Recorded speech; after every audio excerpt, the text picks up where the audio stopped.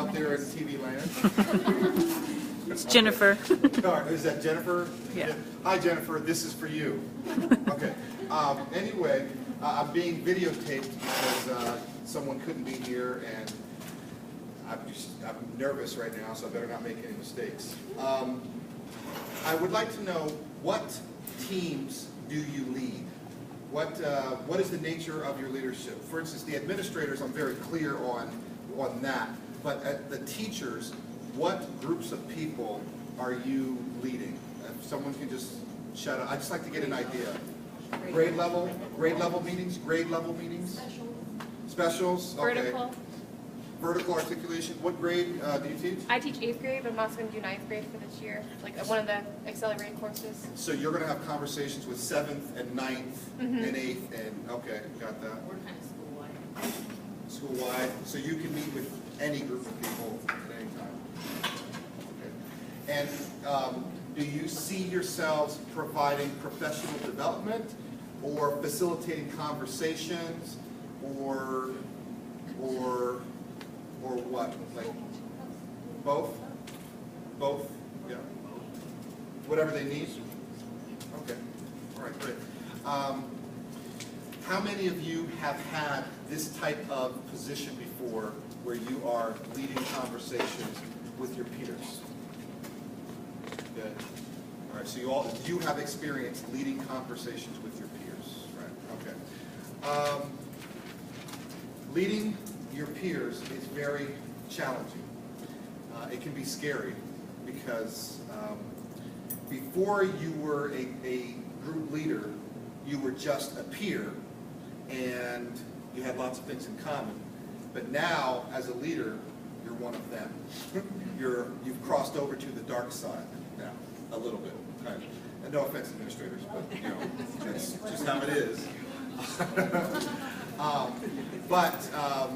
And it can be challenging if you want to push the thinking of a peer, but they don't want to be pushed. Sometimes it's hard to work with them. So hey there, welcome back. Hi. What are some of your concerns, or what questions do you have about leading your peers? Yeah. My biggest obstacle is negativity, negative comments, this won't work, always putting it down. All right. You know what I'm going to do is I'm going to Stick it up. Yeah. Is it adhesive? Yes. There you go. I'll put it. Is this okay? Yep. Yep. You see that? It's not straight. I'm from California, so I mean, it looks good to me. Okay. All right. So, negativity. What else is another concern? Redirecting, so they get off topic and stuff. Redirecting back to the conversation. Now, redirecting is a skill that the facilitator needs to address often. So it sounds like if people need to be redirected, then the issue is they're off topic. Right? Okay. So these are the challenges that you're concerned about. So how do you handle negativity? How do you handle off-topic behavior or off-task behavior? All righty then. Do we still have that masking tape? Yes, we do. Yeah, let's go there. All right, resourceful.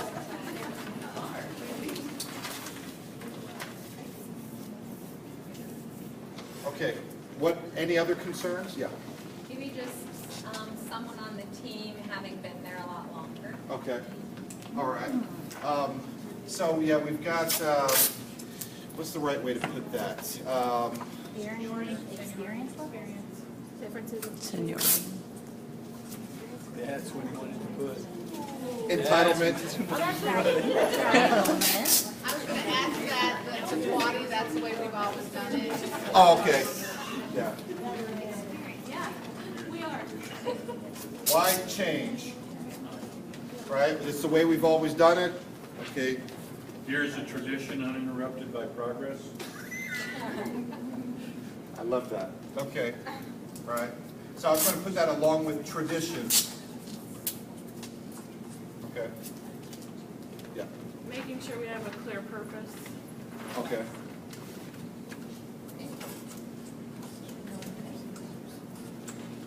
So the issue, well, that's not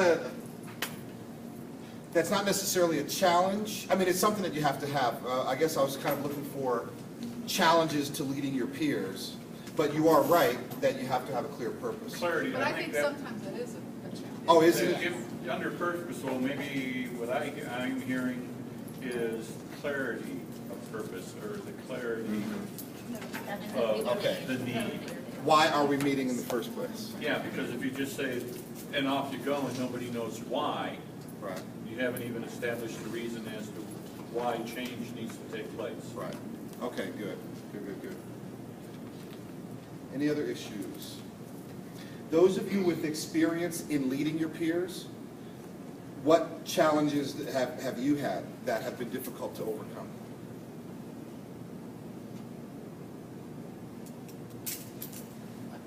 Getting it all in, it just seems like there are multiple facets, and it almost feels like we're going an inch deep and a mile wide and not really getting anywhere with it.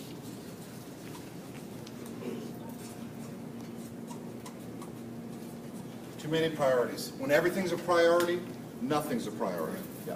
Making sure everybody contributes and has equal input, and trying to get those who don't want to get any input at all. Some input. Okay, right. This person dominates, this person doesn't say anything. We want equity. We want everyone to contribute, to have a voice in the conversation, okay? I know when I was doing peer coaching, some people felt threatened rather than like it was a collaboration. So Why did they feel threatened? maybe because they thought someone was going to try to change them or tell them they weren't doing something right, but like that wasn't the purpose of it. I guess maybe misconception of the concept of peer coaching. Okay, so now you bring up something important. That's why I was asking you, what is your focus? Because if you're here as a peer coach, that's different than a meeting facilitator. You know, so they're related, but it's a different skill set. Are there any peer coaches that in here right now? Okay, all right. So I won't go into my peer coach spiel. I was just using that as an Yeah, example. well, no, but I wanted to make sure that I wasn't omitting it. I wanted to, if that was there. Okay, cool. All right, let's start with this.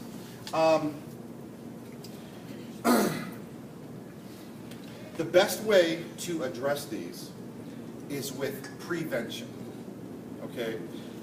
So now, remember, no matter what you do, there will always be some problems that emerge. But you can reduce or minimize some of these problems by preventative measures. So let me share with you some things that I do to prevent these things from happening. All right? Do we have another color or just blue? I could not find your mark. We'll just do blue, it's fine. All right, so, In your office. I went to your office. prevention. Okay. Do you all have meeting norms? I see a couple of nods, but I'm not getting a sense of, yes, we do. I'm getting, yeah, I think last year we tried to integrate some norms within the groups. okay. It was met with not a lot of enthusiasm, because they thought they were professionals anyway, we don't need this. Yeah. How did those meetings go? The ones who had the norms, they were extremely productive. Yeah, Getting the feedback sheets. right. So, one thing that needs to happen at every professional gathering is norms. Now, there's two things that you can do. I know that it may be uncomfortable asking your peers, fellow educators, to follow some norms. But like I said earlier this morning, we're all professionals, but we all interpret it slightly differently. And the fact of the matter is, many people, and I have done this myself, have not liked something, didn't say it, and then complained about it later. And I'm not proud of my behavior, but I'm being honest with you, I've done that. Maybe you've done that too. And because I've done that, I realized if we had norms, I would have a place to express myself. But without norms, I can't really say anything, and I'll get shut down. So it's imperative that you have norms, but there's two ways to go about it. So in the packet that I gave you, on page 2,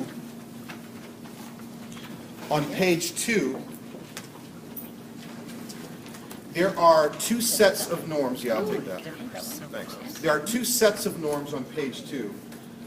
The one on the left is from an organization called Learning Forward, and they are the nationally recognized leaders in professional development. So when they meet, these are the rules that they follow. So there is precedent for professional educators getting together with norms. We had norms at our meeting. I could send you norms from 30 schools across the country. So it is, in professional learning communities, it's commonplace to have norms. So if you need some support, I'd be happy to provide that for you. But it's important to have. Now, one thing that I've learned, though, is if you want people to own things, they have to build it. So when I travel to save time, I will give people norms. And I'll just say, I'm here for one day. This is the only time you're going to see me. Here are the norms for today. But groups that I'm working with over time, we need to have norms. So here's the process that I use. During the very first meeting of the year, I will say, guys, listen, we've all been in meetings where we just felt it was a waste of time, it didn't need to be that long, it was inefficient, we didn't get anything done. Have you been there? Everyone will say yes. All right, let's talk about some things. What did not work? So let me hear that. Let me hear it from you. What did not work? Just yell it out. There wasn't any follow-through with the norms. Okay, so norms were present, but no follow-through. Okay, right? So, for example, do I have another sheet? Where's the poster? Right over there. It's right here. Yeah. Oh, here, I'll get it. Yeah. So.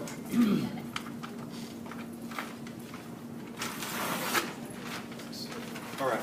So.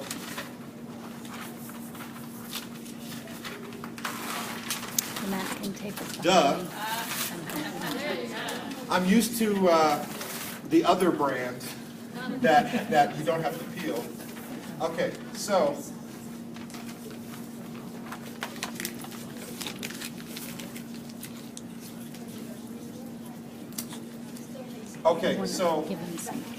yeah.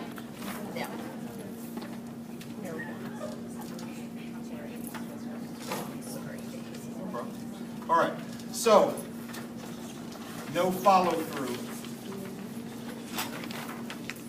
on the norms. What else was a problem with those meetings? Okay. Sidebar conversation. Okay. Unclear purpose. Mm-hmm. That I think has been the biggest. No consensus on norms. People would come unprepared. People, if I can spell, unprepared.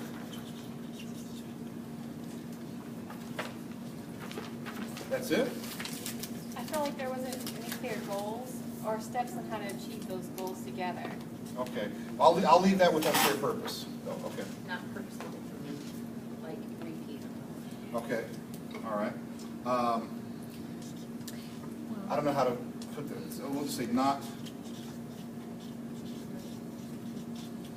purposeful info. Sometimes there's derailing behavior. Derailing behavior such as, I don't know, negativity, being aggressive when someone has a different opinion than you do, not, not yielding the floor to someone else. okay, all right, so Nonverbal. unequal Yeah. air time, okay, Lack of respect, maybe. That would be an easy way to do it. aggressive behavior. Sometimes, Okay. This might have been what goes with the top one, but I keep thinking of, it's easy to have like norms on a piece of paper, but to live them and call out your peers is not something that every teacher signed up for. Right. So how do we do straighten that? our backbones and know that we're supported in doing that? Right. Right. And then not making the meeting uncomfortable? Right. Okay. All right. yeah. So we listed what did not work. So what are some things of good meetings where you've been to? What are some positive aspects to those? You walked out feeling this was a good use of time. What was present? In norms, they match the culture of the organization. Okay. The norms weren't incongruent with daily lifestyle, so Okay. they matched.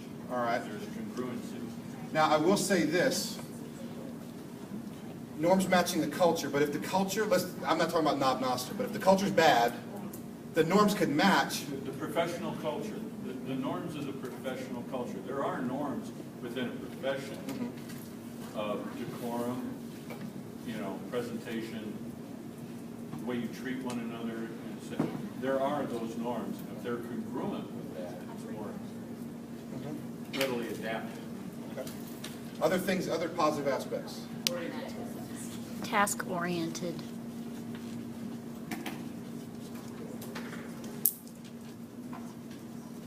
Sticking to the topic. Trust, the members trust one another to speak their minds. Trust, honest communication. Honest communication, what else? Transparency.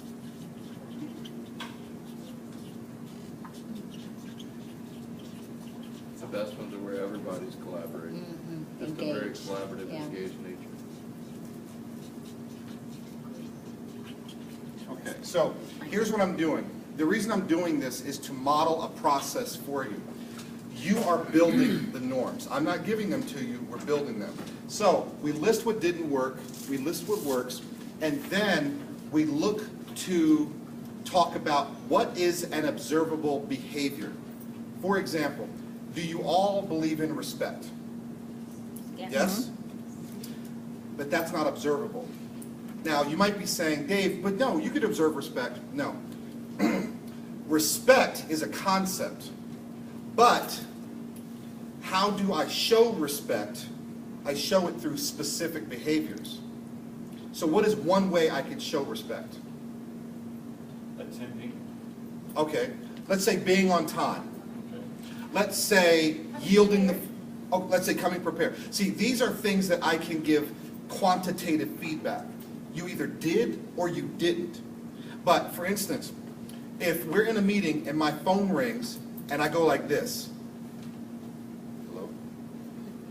No, go ahead, keep talking. Hello? Yeah, okay. So if I do that, is that respect? No. Yes, it is. To the person on the phone. No, but yes, it is. Because where I come from, as long as I'm not talking over the person, I can do that. See, the thing is this, respect is so big on the concept level that that's not narrow enough to make any difference. So if your norms are conceptual but not specific behaviors, then it's a matter of opinion. So here's an example. Cell phones off. That's binary. They're either on or they're off. And if mine is on, you could point to it and say, turn it off. But if I answer the phone, there's no rule that says can't answer phone. It just says respect. And I kept my voice down. And I know in general you're saying, Dave, that's respect, but you know what? That's what you think respect is. I obviously think it's different. But if there was a rule that said, do not talk on phone during the meeting, well, I can't argue that now. So sometimes your norms are written in a way where it's not about observable behaviors, they're concepts that you believe everyone interprets the same way. Okay? So my recommendation would be to look at what are concepts and what are binary behaviors. They either are doing it or not. There's no disagreement. There's no vagueness. There's no room for interpretation. And work with those. Okay? Because at the conceptual level, people will surprise you with the different way they interpret the concepts. Okay? So, for instance, those of you who have rules in your classroom, you might say respect each other, but it might be better if you say, I'll keep your hands to yourself. You know, like I'm either touching or I'm not, but respecting that's wide open. Because don't you have evidence that everyone else in the world does not think the way you think? Right? Common sense isn't that common. So when you leave your vague rules and you're surprised when they're not followed, that's on you, right? So make sure it's observable. So the idea then is to look and things that are not observable, change them. And then group things together. Are there any concepts here that could go together in one category? For example, if I said, here, strawberries, bananas, pears, we would put those together and call that fruit. So are there any behaviors that thematically go together? I apologize for my writing. Are there any behaviors that can go together? Organized and task-oriented, I can tell you, yeah. Okay, so you're saying like task-oriented and organized, maybe? Okay, that's fine. Because of time and everything, I'm just going to kind of go through the process. We would collapse things that go together, and we would try to find a few things that we all agree on. So for example, sidebars. Well, what would be a behavior that we could put in our norms? No sidebar conversations, right? Okay, so that's what we could put. We could put no sidebar. So we would have no sidebar. Okay. Be prepared. Unequal airtime. That's something else that I'll address in a second. We could say have agenda. Stick to agenda. Every meeting should have a product or a decision. For example, one thing that I try to do is I try to limit the number of meetings that are purely information sharing. You can't avoid it, and sometimes, for instance, from the administrator's point of view, sometimes it's a legal issue. They have to share information. So you will not eliminate it, and sometimes they are necessary for compliance reasons. But the teacher gathering, every time you meet, you should create something or make a decision that is important for everyone at your grade level. Or let's say you need to learn about a thing. Let's say you want to create a common assessment, but you're not sure how to write good questions. So then getting together for information reasons to learn about writing good questions is okay, because you know you are going to make a product. So an information meeting that it will lead to a product is okay. So you can have information, but you have to be clear and say, the reason we're learning this is so we can create a product. So the thing is, have this conversation and bring some of these ideas down here and, and commit to that. Now, I think Heidi, right? I think you said sometimes it's not about the norms, it's about how do you enforce the norms with your peers. Okay, so that's a different question. But if you don't have norms, then shame on you. If you have them, then we'll talk about the skill of doing that. So let's talk about some other preventative measures. The other way to prevent is to have what's called protocols. Okay? Some of you may be familiar with the concept, but let me just clarify, because I don't like to use technical language without explaining. A protocol is a structured, step-by-step way of having a conversation. For example, when you're with your family at the dinner table, anyone can just speak when they want to, right? And maybe big brother and little sister are talking, and one says, "Shut up, I'm talking," and maybe one overpowers the other. Well, that dynamic plays itself out sometimes in adult conversations as well, if there's no protocol in place. All right? So here's an example of a protocol. All right, guys. What do you guys think about, I don't know, I'm trying to think of a non-threatening issue. What do you guys think about, should the stadium in Kansas City, should that be expanded? What do you guys think? All right, stop. Do you see how no one's saying anything? I just asked an optional question. You could choose to engage if you want to. You could choose not to, right? And the first person who speaks, I guarantee you, if they speak and I have a follow-up question, it'll become a two-way conversation between me and that person, and the rest of you are held hostage by whatever we're saying. You with me? Mm-hmm. Now, here's a different way to do that conversation. Okay, you don't have to do this. I want everyone to take out a sheet of paper and write down 3 reasons, or 3 reasons the Royals should stay in Kansas City, or something, and you all write. What I've done is I went from optional to high accountability. I required everyone to write a product, to create a product first. Okay. Then, when we share out, I could say, all right, what did you write? What did you write? What did you write? If I do it that way, there's repeats, right? But what if I say, everyone, you're going to begin, and if he says something you have, then check it off your list, and the next person can only add value. You can only add something. So I'm just structuring the conversation. I'm just putting some rules about who will speak when, how we're going to share information, things like that. You do it in your classroom. You do it in your classroom. And why do you do it in your classroom? For structure.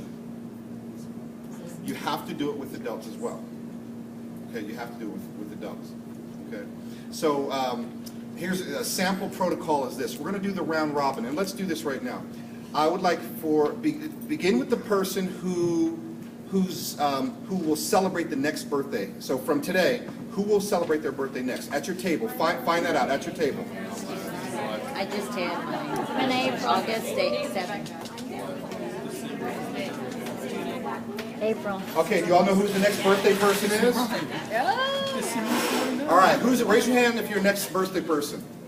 Okay, starting with the birthday person, going clockwise around the table, I just want you to say your name and where you were born. And that's it. And no crosstalk. So one person speaks, everyone listens. All right? So let's just do that.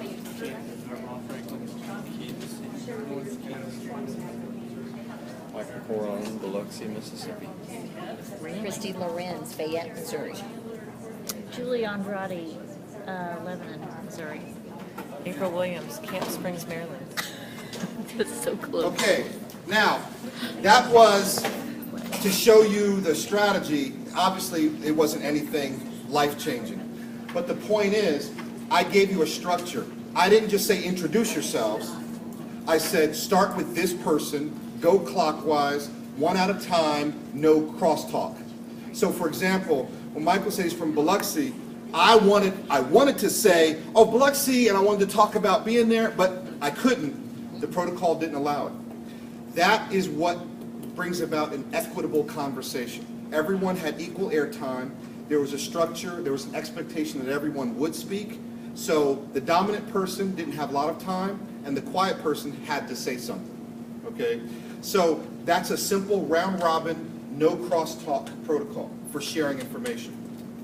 If you're concerned about someone who will dominate the conversation, then I will give everyone a post-it note and say, write your thoughts on the post-it note. When it's your turn to share, you can only read what you've written on the post-it note. You can't go beyond that. So that's a way to limit it.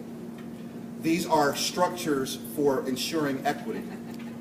Now, I know some of you might not feel comfortable doing it, but at the same time, why waste your time in an inefficient, ineffective meeting? So, which is it? You can't have it both ways. And if we're here, if we're paid to be here, if we're here for a particular purpose, then we have to have these efficient conversations. So, in your packet,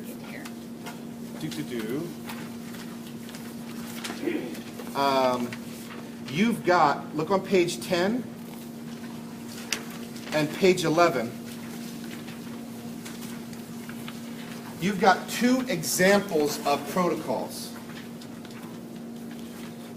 Page 10 is a protocol for reading an article.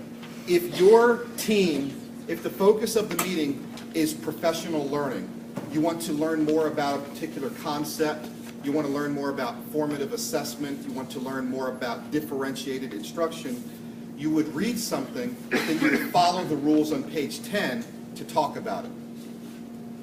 If you wanted to look at data to talk about our students achieving or not, you would follow the steps on page 11. So before you have a conversation with adults, you say, we're going to do this, then this, then this, then this, in this order, and we're going to stick to it. Okay? And then the job as the facilitator is just to manage the process. You don't have to have the answers, but you have to make sure that we stick to this process. Okay? Now, administrators in the room, the way that you could support the teachers in doing this is modeling this when you all meet as a large staff or in other types of meetings, is to have a sense of protocol. It can be very simple. Here's a very simple protocol that I use. I might list 3 questions on the board and say we're going to talk about something, but we're going to stay focused on question 1, and we're going to do round robin, then question 2, round robin, then question 3, round robin. No jumping over questions. It's just that simple. So you don't have to have a super duper protocol, but your meetings have to demonstrate a sense of process and order and focus and things like that. Not just talking and here's something else that's on my mind. Oh, I got something else that's on my mind. It's boom, like that. So protocols help. The other, and hold on a second, I wrote some notes.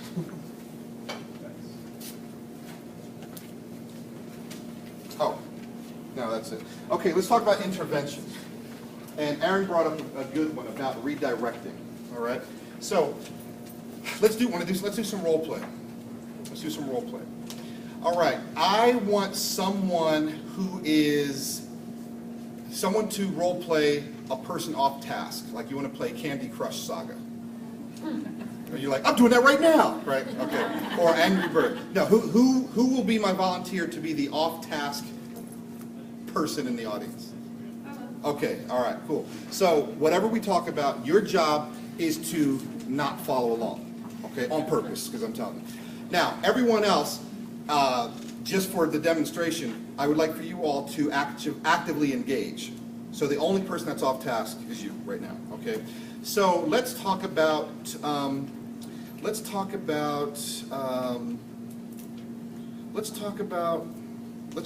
writing, okay? I just need something to talk about, so we're going to talk about writing, all right? And let's talk about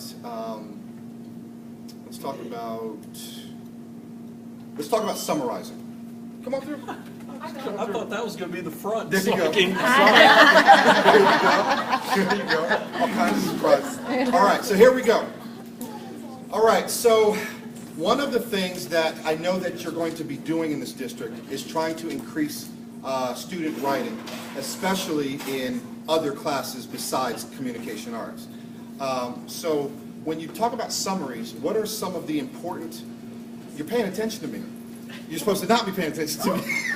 I was waiting for, okay, inappropriate. Oh, no.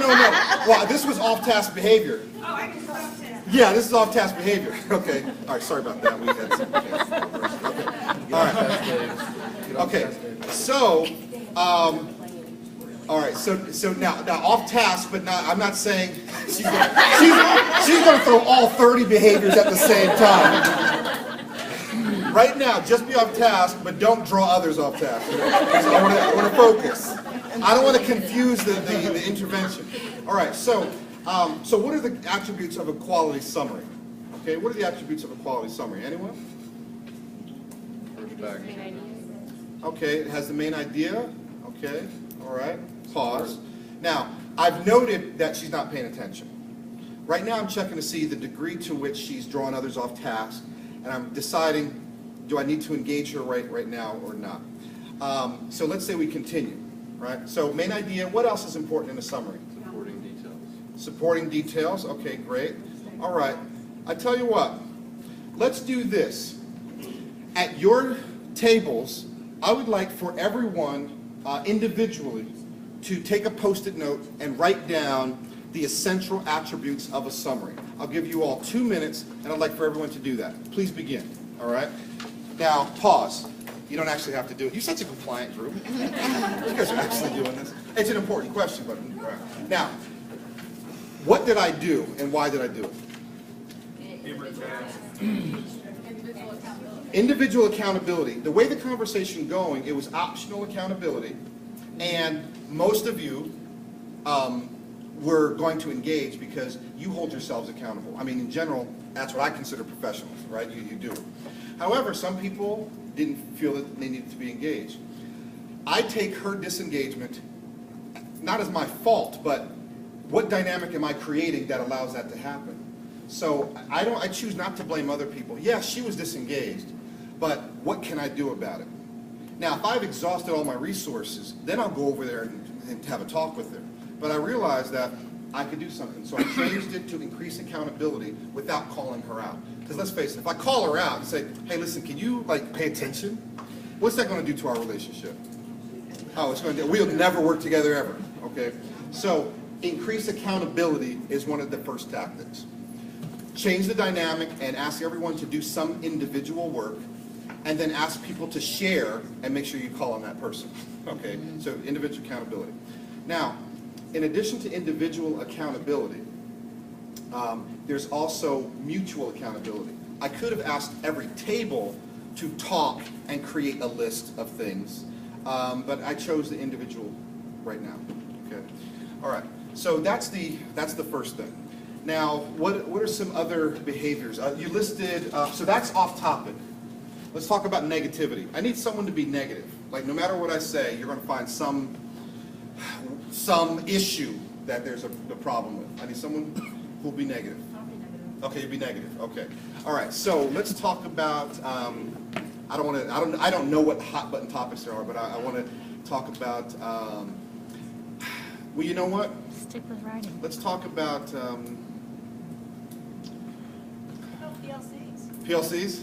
All right. Tell you what. I know that you as a positive person, but right now you're going to role play a negative. Okay, all right, so this is role play.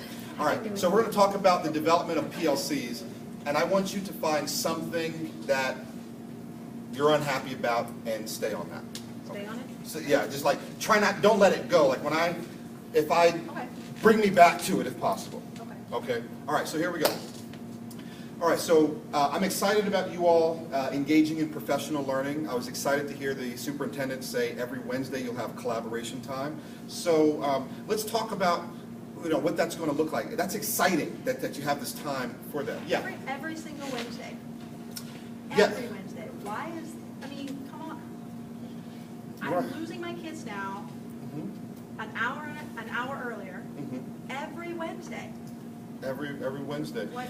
Well, the purpose of having that regular meeting is so that way you can stay in touch with your team and just work together to be consistent and grow and create a collaborative culture. You can't really collaborate if it's less frequent than that.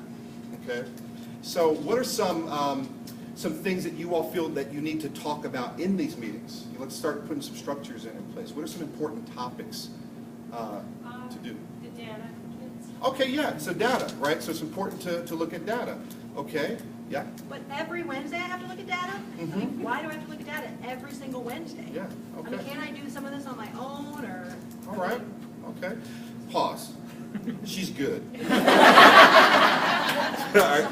No, you're good. You're good. You're perfect. Okay, so here, let me tell you what's going through my mind. What's going through my mind is this. She's clearly not going to let it go.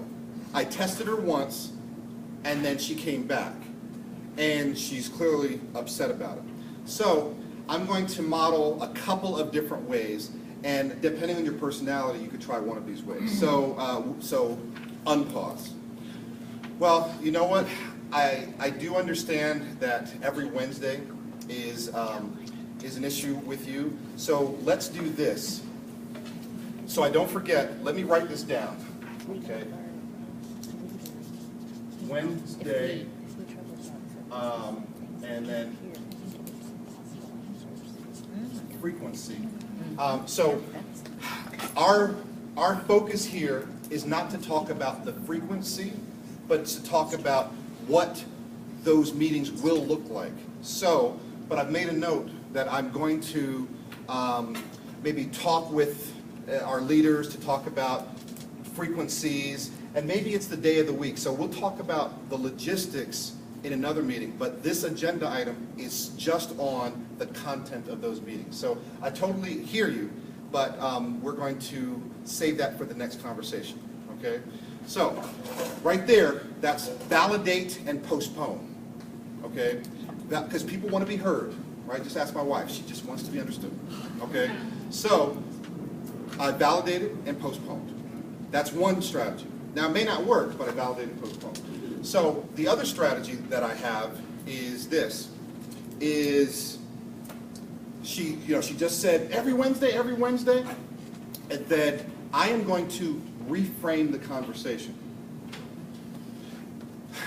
I hear you talking about every Wednesday, but let's back up a little bit.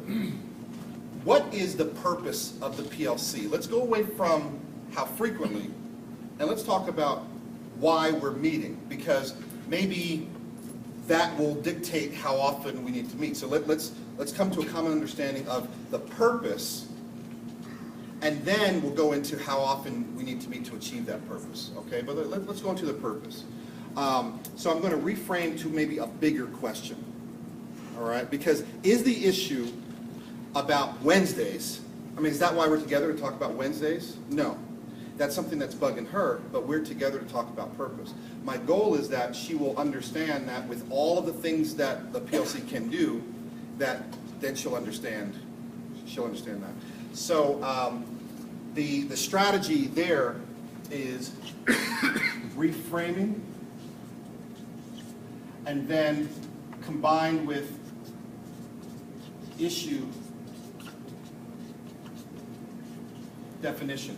Have you ever talked with someone about something and you got a feeling that you two had a different understanding of what that term meant or what that word meant? That ever happened? So I think maybe she doesn't understand what a PLC is or something like that. So there's some issue definition. All right. Did that address negativity or no? Are you unsatisfied? Bottom line is this: I can't predict people are in charge of their own actions, but this is how I would deal with it. Now, if they persist, then maybe there's other intervention there. But these are some strategies I use to deal with it. Yeah. So how do you encourage other people to step up with positivity in those situations? Because sometimes what happens is somebody will make a negative comment, then somebody else goes, oh yeah, I'm going to jump in and I'm going to do that. Yeah. And then all of a sudden the whole group is moving toward a negative way, and the people who do believe in it don't necessarily stand up to say anything. So here's what I would do. What I would do is this, if you suspect or you anticipate some negative behavior and some bandwagon negativity, then maybe having a conversation like this is the wrong way to go about it. Maybe what I would do is I would have a protocol. I might do something like this. Guys, we're going to be talking about PLCs. And to facilitate this conversation, what I'd like to do is this. I want to ask you 3 questions. First off, what is a PLC? Make sure we all understand it the same way. okay? And what are the benefits? What are some of the challenges? But you can't put down a challenge unless you offer a possible solution. So we're going to, and our norms is solution-oriented conversation. So I'll say, all right, question 1, what is it? Question 2, why is it good? Question 3, what are some challenges?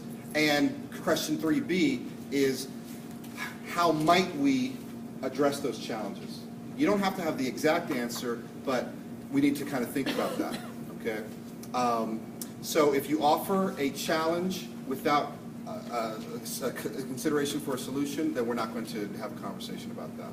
And then instead of an open forum, I might have everyone write their answers, and or I might do a survey, or or something like that. But if you have a protocol for it, and if you limit speech, we're going to do round robin, and everyone has 30 seconds to respond. Then we do it that way. Or if you write on a Post-it note or something like that, you have to control for it. Okay.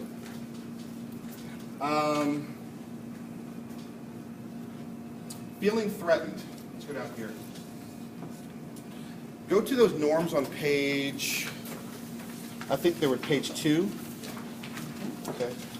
On page 2, yeah. All right. Look at the 7 norms of collaboration on the right side. Okay. These are really good norms. I don't know if you know who Robert Garmston is, and the guys who wrote those, but believe me, they're impressive people. So with those norms, have you ever talked with someone, and while they're talking, you're formulating your response? You don't even finish listening to them talk. You're just waiting for them to shut up so you can say something, right? Well, these norms support active listening. So, for example, if you have to paraphrase the speaker before you speak, then that changes the dynamic. Sometimes we engage in conversation where it's about butting heads, and those norms actually promote more collaboration. So if you pause, if you as the facilitator show that you understand. So Wednesdays are a concern for you, yes? Yes. Every Wednesday? Yeah. I understand what you're saying, and I can see how that frequency could be problematic, especially if you've got multiple things in your lives and everything. Let's do this. Let's examine that. But I do see what you're saying. I hear what you're saying. So even though I didn't actually answer it, but just by pausing and paraphrasing, it strengthens the relationship versus me saying, well, listen, we're not going to talk about that right now. I didn't want to shut you down. Okay. So if you as a facilitator follow those behaviors right there, you will promote stronger relationships and prevent people from feeling threatened. Let's see, equal input, that's about protocols. Too many priorities. Well, on the agendas, how long are you meeting for? 45 minutes, an hour, how long? Hour and 15 minutes. Hour and 15 minutes.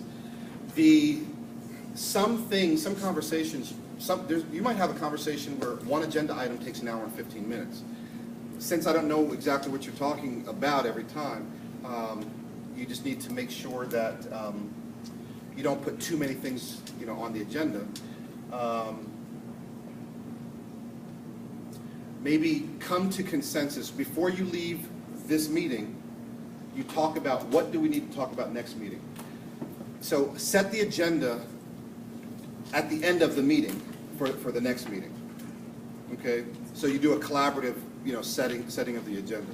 So guys, we're about to dismiss. The next time we get together, what should we talk about? And then you get everyone, and then you ask for suggestions on what should be first, what should be second.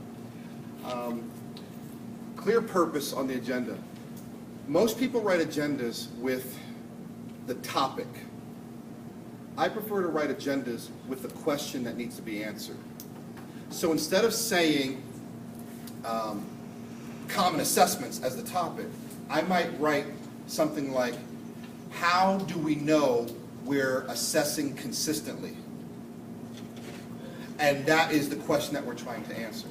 Okay, so it'll just help you reframe the purpose, because you can have a topic, but there's multiple ways to talk about that topic. You know, common assessments. Do we use purchased ones or do we make our own? That's one topic. Common assessments. Are the ones we have good, or do we need to improve them? That's another part of that topic. So ask the actual question, not just the topic. Those of you who teach writing, you know the difference between a topic and a thesis statement, a topic and a topic sentence, right? So you want to have more of the topic sentence, you know, type of thing like that. When it comes to change, there's a tool, and I thought more of it was copied. If you don't have it, then I'll send it to you. But page 18, I thought that there was more after page 18. I could have sworn I sent more, but maybe my computer was acting up or whatever. But yeah, there's page 18 is like a 5-page article. It should be 18, 19, 20, something like that. I will resend this to Dr. Lorenz and ask her to email it to you, but here's the point. On page 18, there is a phrase or a word at the top right called CBAM. Do you see that? What I'm going to send you is called the Concerns-Based Adoption Model, the CBAM, or CBAM, we call it, the Concerns-Based Adoption Model. And what that is about is everyone is at a different level of readiness for change. How many of you are early adopters of technology? It came out yesterday and you bought it. Like that, who's like that? Anyone? I am. Okay? If I can afford it, I'll buy it right now. How many of you want to wait a year to see if there's bugs in it? Okay. So, in terms of adopting technology, I'm pretty much at a level 4 or 5 right off the bat, and you're a level 0 or 1 maybe, and that's okay. So when it comes to school change, some people are the choir. You know, the people who go to all the PD, who the administrators can count on because they know that you already believe in this? Or you know what I'm talking about? And then there's not the choir, okay? Right, what'd you say? That'd be us, the choir, right? Okay, yeah, this is the choir. So the thing is this, what I've learned is I'm generally at a 4, 5, or 6 on this scale, and you'll see, you can tell where people are based on the language they use. So if I say common assessments, you might say, oh yeah, we're doing them all the time, and as a matter of fact, we made a new one. That's level 5, 6 speech. But someone else who says, common assessments, what's that? That's level 0. Someone who says, well, you know what? Student learning improves when you do common assessments. That's level 4 speech. A teacher who says, common assessments, well, is that going to be more work for me? They're not at level 4. They're at level 2, 3. So have you ever said this to a teacher? Listen, it's good for kids. It's going to help kids achieve. You ever say that? If they're not at level 4, then it won't matter. They're not ready to hear it. They can't hear it. They will not process. They don't even care that it's good for kids, because it's like the stages of mourning. Okay, it's like anything. It's a process that we have to honor. We have to go through. So, for instance, if a teacher's at level 2, all they care about is how it's going to affect them personally. So that's where you have to go. We have to talk about how it's good for you, how it's going to help you. Let's talk about you before we can move on. So the CBAM tool helps you listen to the language, determine where they are, and then helps you determine how you should respond. Some people need more information. Some people want to see how it's going to work for them. So using that tool will help you address these questions. Because if they're not ready for change, you have to meet them where they are. If you believe in it and you are, yeah, we got to do this, we got to do this, they might not hear you. They just might not hear you. Okay, so that's that. I just saw the clock. Where's the clock? It's about 4:26. Okay, all right, cool. All right, so I know I've done a lot of talking. Normally honestly, normally this is a 2-day training where we do lots of simulation, lots of role play and everything like that. I wanted to give you some tools. Let me show you a few other things in the packet. Look at page 17. The next time you lead conversation with your peers, I want you to look at page 17 before the meeting starts. Page 17 is a rubric designed to show you different things. So for example, physical environment.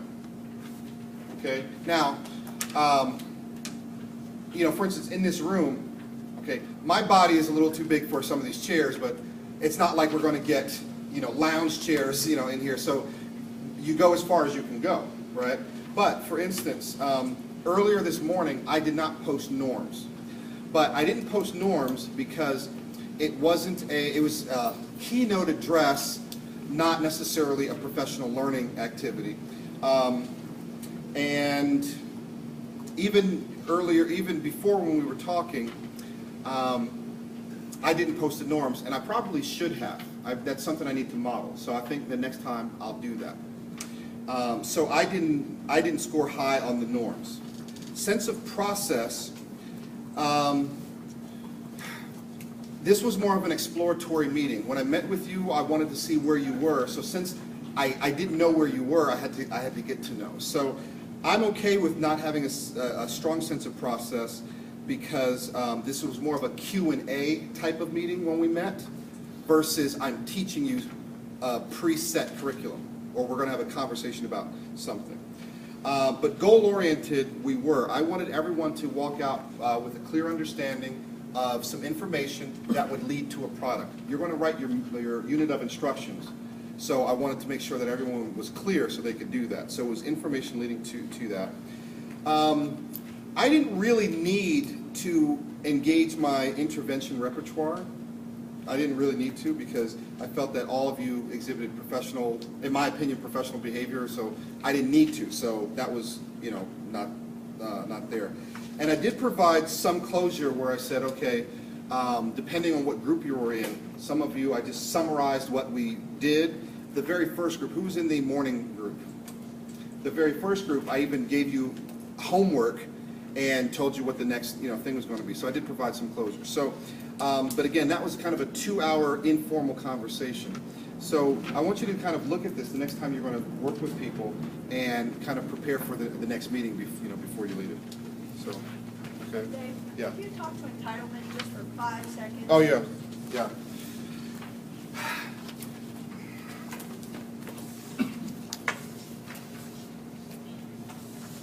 Okay. This is a concentric circles, right? And there is a model out there, and Christy, can you write this down for me to send it to you? It's called the conflict resolution model. Every conflict that two people have can be analyzed using this model. The center of the target is many conflicts can be avoided by information clarity, by making sure we understand the same issues. Maybe you're acting on old information, I have new one, and we could just confirm, right? Maybe there's a definition that you're thinking it's this and I'm thinking it's that, right? So there's the information. The next ring is environmental obstacles. Sometimes the conflict is because of an environmental thing. Maybe it's too hot, maybe it's too cold, maybe I can't see you, okay? So, for example, I'm trying to be visible to everyone, but I know like if I turn this way, you can't see me. If I turn this way, you can't see me. So I'm trying to control for that. It would actually probably be better if you were back, since I can't back up, it'd be better if you were back and I could see everyone. But sometimes there's some environmental, sometimes the room is not right for things, or the timing isn't right for things. Going beyond that, there's the relationship obstacles. So that's where the entitlement comes in. Sometimes, you know how everyone's an iceberg? As uncomfortable as it may be, if there's some entitlement issues, everyone's clear on what we're talking about. The environment is not preventing us from having the conversation, but there is some problem happening, then it might be happening at the relationship level where maybe we need to talk about some issues, okay? It can be uncomfortable, but maybe that's where we need to go next. How do you see us working effectively together? Maybe there's some role definition. Maybe we need to talk about how we can each support the team. Okay, what skill sets do you bring? And maybe we talk about that. Maybe we can't just start talking about the issues. We have to talk about how we can work together. Maybe there was a legacy event. You remember how I told you about I took Nick's room and threw his stuff out, right? Or maybe someone's identity feels threatened. Those of you with a counseling background or psychology background, you know that change can bring about a loss of identity.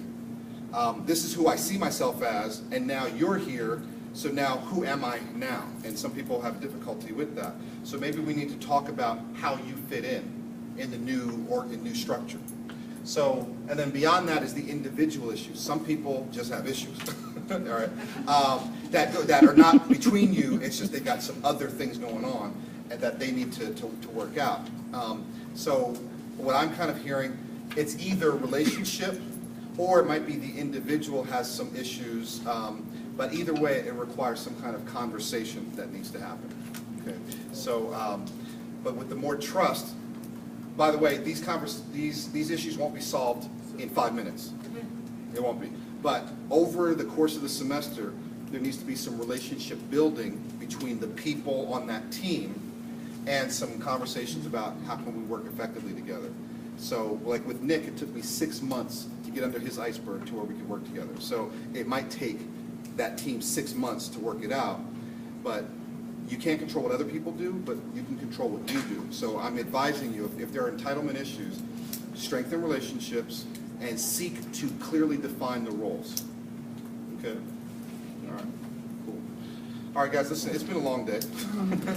I know, and I thank you all for being here. I hope this helped. This will be more relevant when you actually are doing it this year, and we meet in October and we talk about how did you handle that. But I'm hoping you take 1 or 2 things from this conversation and focus on that. So let's do this. Let me model the practice for closure. Based on what we talked about today, what is 1 or what are 2 deliberate things that you're going to try to implement in your leadership role? Right? So at your tables, I just want some kind of share out. Based on everything Dave said, I can see myself most easily trying to do this. Okay, this is what my focus is going to be. I want you to commit publicly to your table and then your task.